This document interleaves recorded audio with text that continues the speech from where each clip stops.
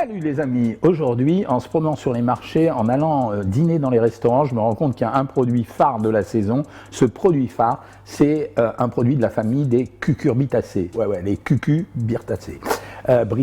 Les cucurbitacées. Les cucurbitacées. Je l'ai dit du premier coup, vous avez remarqué? Donc cucurbitacées. Le mot cucu, il me fait toujours rire d'ailleurs. Bienvenue sur la chaîne Jean-Michel Cohen, la chaîne où on ne parle que de nutrition, où on ne vous prend pas pour des patates, ni pour des cucurbitacées, et où on ne vous raconte pas de salade non plus. C'est intéressant de se promener dans les marchés et c'est intéressant de regarder ce qu'il y a sur les cartes des restaurants. Très souvent, ça correspond à ce qu'on a envie de manger pendant la saison. Et là, il fallait évoquer les cucurbitacées parce que c'est une catégorie de produits, d'abord elle est super vaste et ensuite tout le monde va en manger en ce moment parce que c'est réconfortant, c'est le moment de l'année où on doit en manger, ça a plein de valeurs nutritionnelles, donc on fait une vidéo spéciale là-dessus. Qu'est-ce que c'est les cucurbitacées? On s'est longtemps posé la question avec les personnes de mon équipe. C'est une plante ou c'est un légume ou c'est une fleur ou etc. En fait, les cucurbitacées, c'est une plante. Elle est soit grimpante, soit rampante. Ça veut dire que c'est assez facile à obtenir. Qu'est-ce que c'est? C'est un produit qui est relativement plein. C'est une famille complète.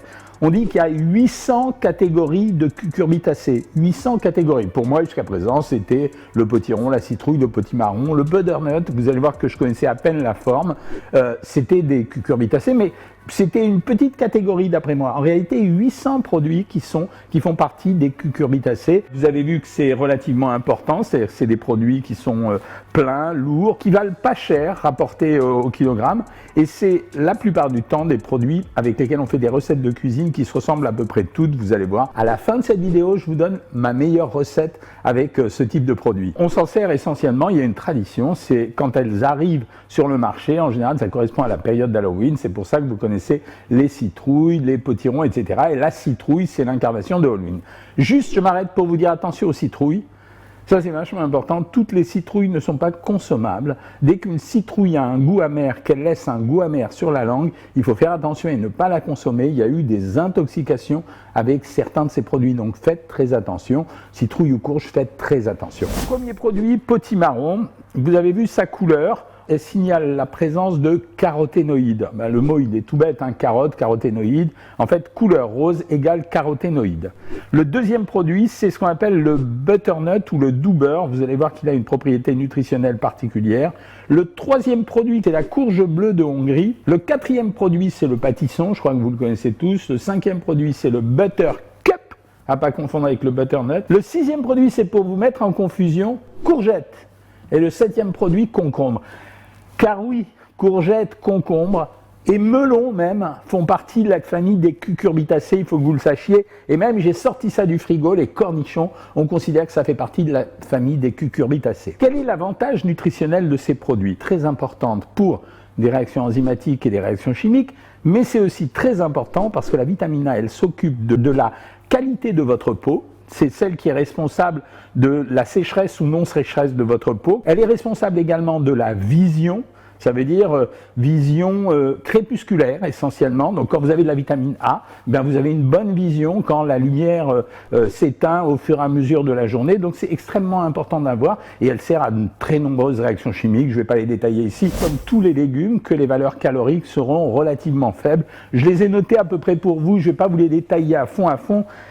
Mais grosso modo, ça va aller de 16 calories pour 100 grammes, 16 calories pour 100 grammes, jusqu'à 30 calories pour 100 grammes. C'est-à-dire que c'est très très faible. Quand vous avez pris 300 grammes d'un de ces produits, ça fait 90 calories, c'est que dalle. Sur le plan de la composition nutritionnelle, ce sont des produits qui apportent un peu de glucides, un peu. Le maximum que ça apporte, ça va être 5-6 grammes de glucides pour 100 grammes. Ça reste quand même inférieur au taux de glucides des fruits et la plupart d'entre eux amènent entre 3 et 4 grammes. Donc c'est relativement faible en glucides.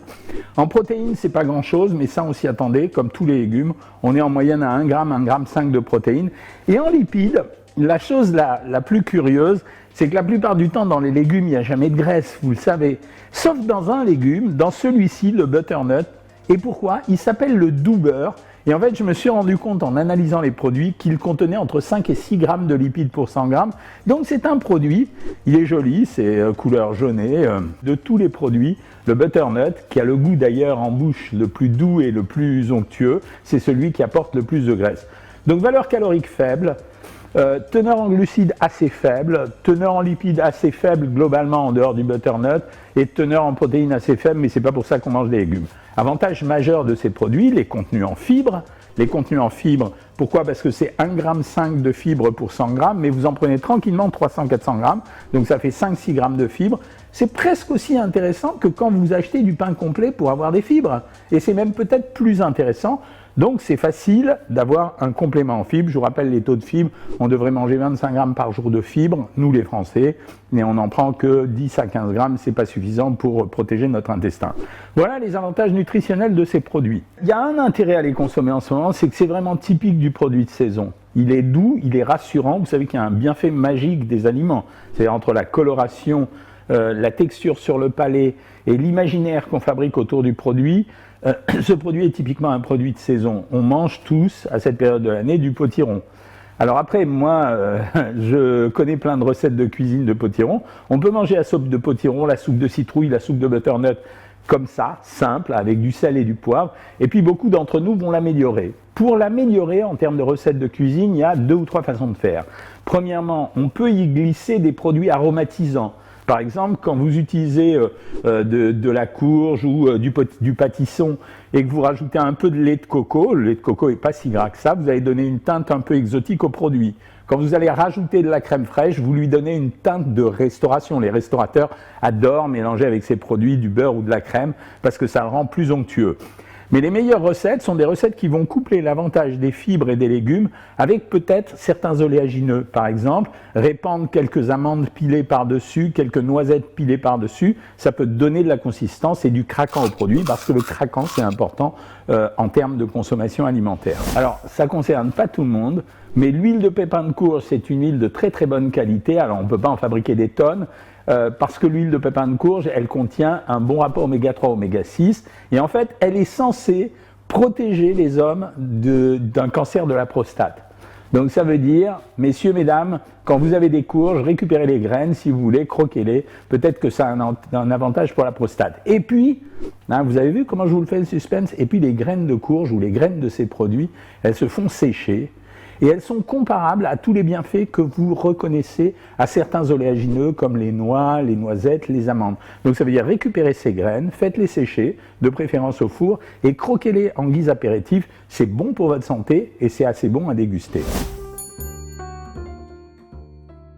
Ingrédients pour une personne, vous prenez une courgette, 130 g de dés de jambon dégraissé, nutrition oblige, 30 g de fromage de chèvre, une gousse d'ail, une cuillère à café d'herbe de Provence. Vous lavez et coupez la courgette finement à la mandoline sans vous couper les doigts. Vous pelez, vous hachez l'ail, vous le faites dorer quelques minutes à sec dans une poêle. Vous préchauffez le four à 210 degrés, précision, merci messieurs, thermostat 7. Garnir le fond et les côtés d'un plat à gratin avec les rondelles de courgettes. Ajoutez les dés de jambon, l'ail et le poivre. Recouvrir avec le reste de courgettes, saupoudrer d'herbe de Provence, répartir le chèvre, enfourner 20 minutes pour déguster, puis déguster bien chaud. Et ils m'ont mis à côté, bon appétit, aucun d'entre eux ne m'a préparé cette recette. Allez, rendez-vous service les uns les autres.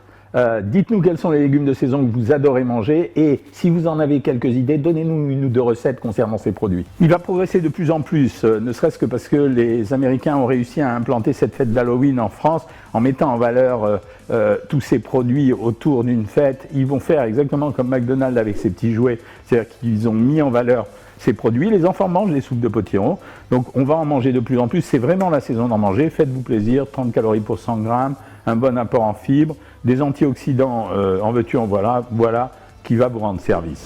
C'est ce que j'avais à vous raconter aujourd'hui. Encore une fois, merci pour votre fidélité, merci surtout pour vos commentaires. Vos commentaires, vos remarques, vos critiques me servent en général à faire les autres vidéos. Alors je le dis, abonnez-vous, likez, partagez, ça me fait toujours plaisir et à très bientôt pour la prochaine vidéo.